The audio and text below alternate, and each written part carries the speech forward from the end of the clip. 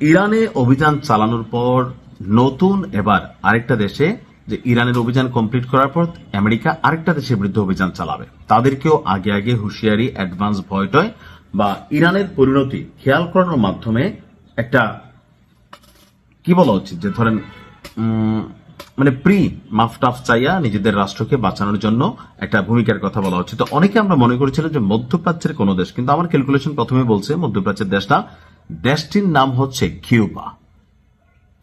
মার্কিন president Donald Trump এই মুহূর্তে নিজের সম্পূর্ণ মনোযোগ ইরানের উপর রাখতে চাচ্ছেন বলে জানিয়েছে ট্রাম্প। তবে ইরানের সরকার উৎখাতের পর, অর্থাৎ ইরানের যে সিস্টেম সেটাকে শেষ করে দেওয়ার পর যুক্তরাষ্ট্রের পরবর্তী টার্গেট কোন দেশ? মার্কিন সংবাদ মাধ্যম সিএনএন এর তথ্য অনুযায়ী বা প্রতিবেদন অনুযায়ী ট্রাম্প সেই পরবর্তী দেশটিকে টার্গেট করেছে কিউবা। সিএনএনকে মার্কিন প্রেসিডেন্ট বলছেন যে কিউবার খুব শীঘ্রই পতন ঘটতে যাচ্ছে। তবে বর্তমানে ইরান আমাদের প্রায়োরিটি লিস্টে আছে। আমাদের